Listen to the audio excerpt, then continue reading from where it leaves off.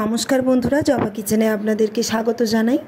প্রতিদিনের মতন আজও চলে এসেছি নতুন স্বাদের একটি রেসিপি নিয়ে। আজকের আপনাদের সাথে শেয়ার করব আমের সরু চাকলির পিঠে।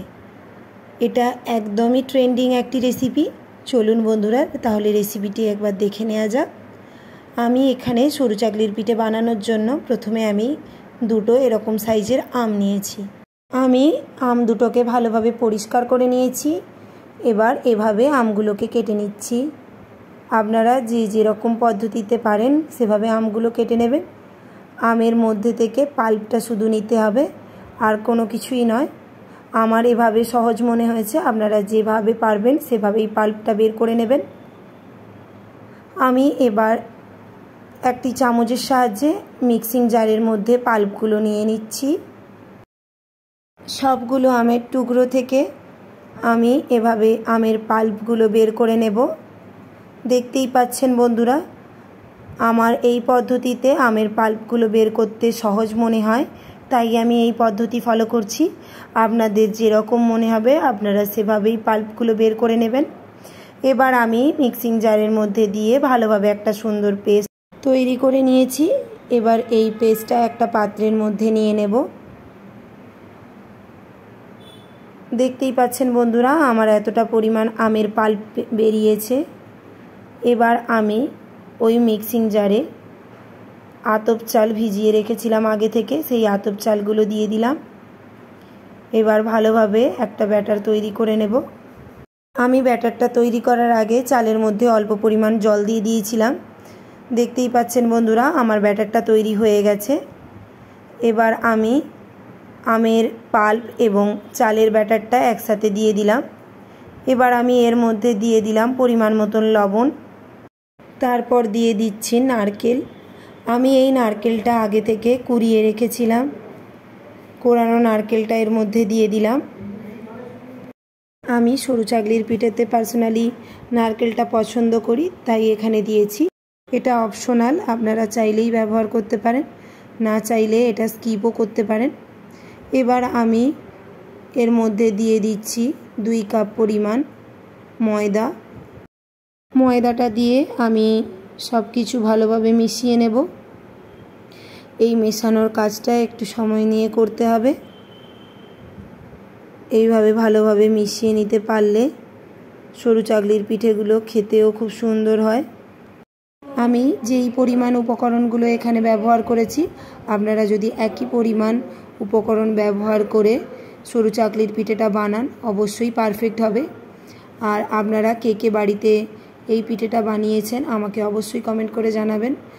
আর এই রেসিপিটি যদি আপনারা কেউ না বানিয়ে থাকেন অবশ্যই আমার রেসিপি দেখে এক্ষুনি ছটপট বানিয়ে ফেলুন।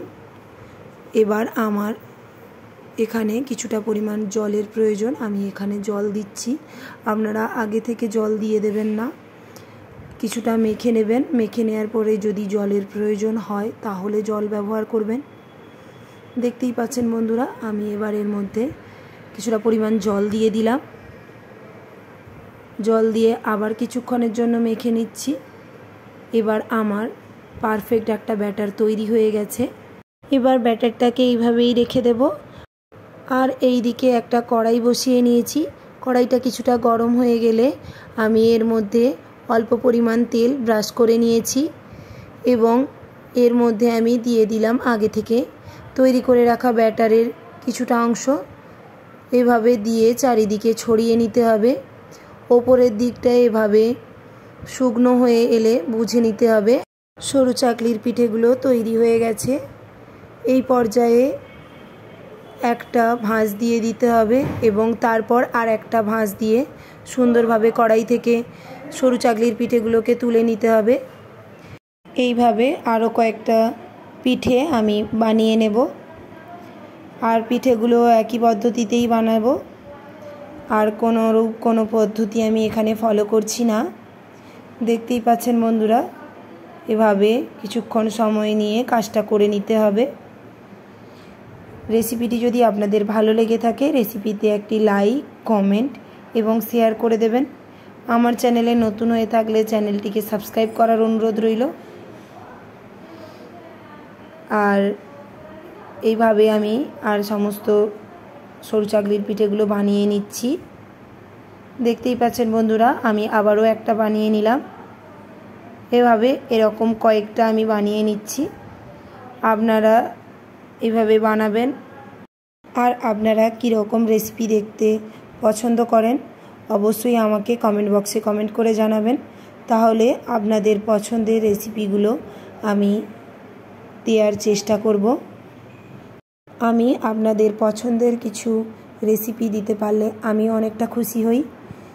হয়তো আপনাদেরও একটু হেল্প হয়ে যায়, তাই আমাকে জানাতে একদম মিস করবেন না। আর আমার সমস্ত সরু চাকলির পিঠেগুলো বানানো হয়ে গেছে। আমি একটা পিঠে আপনাদেরকে কেটে দেখাচ্ছি। দেখতেই পাচ্ছেন বন্ধুরা আমার কতটা সফট হয়েছে পিঠেগুলো। আবারও দেখা হবে নতুন কোনো রেসিপি নিয়ে। ততক্ষণ সুস্থ থাকুন, ভালো থাকুন। নমস্কার।